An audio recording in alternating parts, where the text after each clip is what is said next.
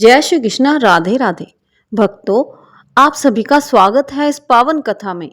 आज हम सुनेंगे अत्यंत पुण्यदायी और मन को शुद्ध करने वाली वैशाख मास महात्म्य कथा के 23वें अध्याय की दिव्य कथा। शास्त्रों में कहा गया है कि वैशाख मास का एक एक दिन मनुष्य के जीवन के पापों को नष्ट कर उसे भगवान श्री विष्णु की कृपा का पात्र बना देता है। और जो भक्त श्रद्धा से इस कथा को सुनता है, उसके जीवन में सुख, शांति और मोक्ष के द्वार खुल जाते हैं। तो आइए पूरी श्रद्धा और भक्ति के साथ शुरू करते हैं वैशाख मास महात्म्य कथा का 23वां अध्याय। व्याध बोला, हे मुने, मुझ पापी और दुष्ट बुद्धि पर आपने बड़ी दया की। हे साधु, मैं आपका शिष्य हूँ। मेरे ऊपर दया करके ऐसा उपदेश दीजिए कि जिससे फिर मेरी बुद्धि दुष्ट होकर अनर्थ कार्य करने में प्रवृत्त ना हो। व्याध की ऐसी बातें सुन शंख मुनि बोले, हे व्याध, यहाँ धूप बहुत सताती है, ना यहाँ छाया है ना पानी।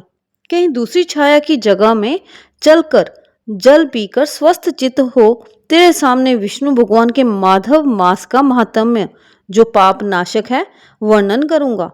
मुनि की ये बात सुन व्याध वहां से थोड़ी दूर पर एक निर्मल सरोवर पर ले गया, जहां पर जल के जीव बगुला, राजहंस आदि तथा मगरमच्छ आदि सरोवर में शोभा दे रहे हैं, तथा कुमुदिनी, कोकनद आदि अनेक प्रकार के कमल शोभा दे रहे हैं। भोरे गुंजार कर रहे हैं, पक्षी कलरव कर रहे हैं।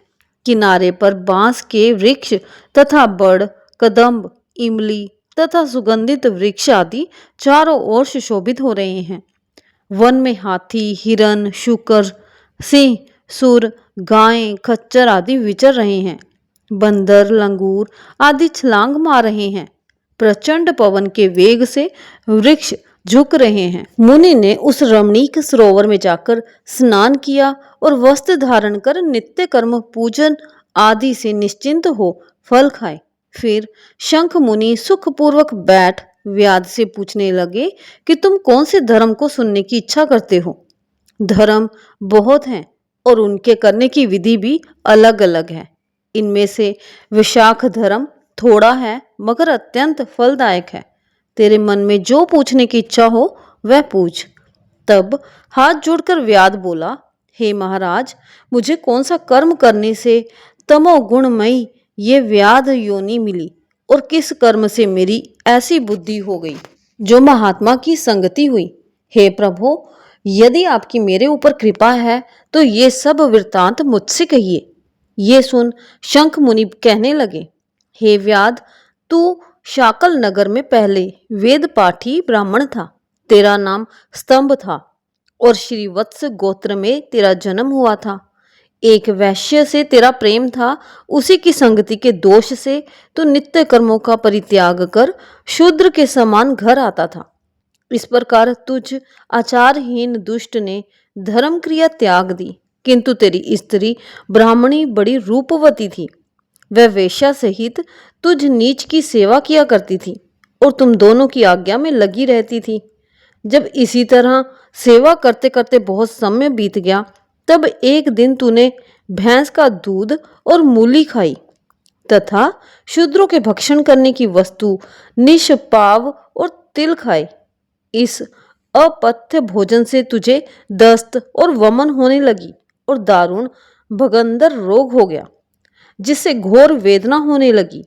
जब तक घर में धन रहा तब तक वेश्या भी वहीं रही, फिर सब धन को लेकर घर छोड़कर चली गई तो तुझे घोर घृणा उत्पन्न हुई और रोग से अत्यंत दुखी हो दीन वाणी से व्याकुल चित्त रोता हुआ ब्राह्मणी से कहने लगा, तू मेरी रक्षा कर। हे सुंदरी, मुझ पापी ने तेरा कुछ भी उपकार नहीं किया है। जो ग्रस्त प्राणी अपनी पत्नी का सम्मान नहीं करते वह 15 जन्म पर्यंत नपुंसक होते हैं। हे महाभागे, रात दिन साधु महात्माओं से निंदित हो तेरी अवज्ञा करने से मैं पाप योनि में पड़ूंगा। मैं तेरे विनीत भाव पर भी क्रोध के मारे जलता हूँ। जब उसके स्वामी ने ऐसा कहा तब वह हाथ जोड़कर बोली, हे कांत, तू मेरे प्रति दीनता तथा लज्जा मत करो। मैंने आपके ऊपर कभी क्रोध नहीं किया है। मैंने पूर्व जन्म में पाप किए हैं, उनके भोगने में कुछ दुख नहीं है। ऐसे दुखों को सहन करे वही साध्वी स्त्री और उत्तम पुरुष है। अपने पिता और भाइयों से धन लाकर वह शीर्षशाही विष्णु भगवान की पूजा और तेरी सेवा शुश्रूषा में लगी रही। दिन रात मल मूत्र धोकर शुद्ध करके और तेरे जो कोड़ी पड़ गए थे उन्हें धीरे धीरे निकालती।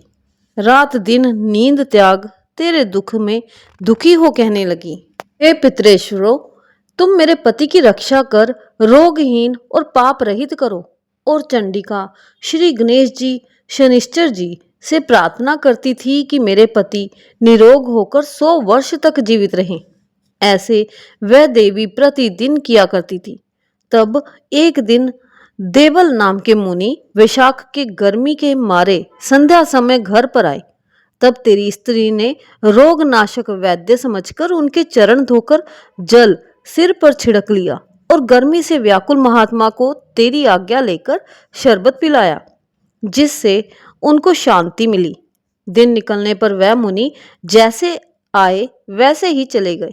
थोड़े दिन बाद तुझे सनीपात हो गया। तब तेरी स्त्री ने त्रिकुटा पिलाया तो तूने उसकी उंगली काट ली और तेरी दांती भिच गई। तू अपनी सुंदर शैया पर उसी वैश्य का ध्यान करता हुआ मर गया। तेरी रूपवती स्त्री ये देख अपना कंकड़ बेचकर बहुत सा ईंधन लाई, विशाल चिता बना बीच में तुझे रखकर तेरे रोग पीड़ित शरीर का अग्नि संस्कार किया और स्वयं भी उसी अग्नि में जलकर सती हो गई। वह शरीर त्याग पति का आलिंगन कर तत्काल विष्णु लोक को चली गई।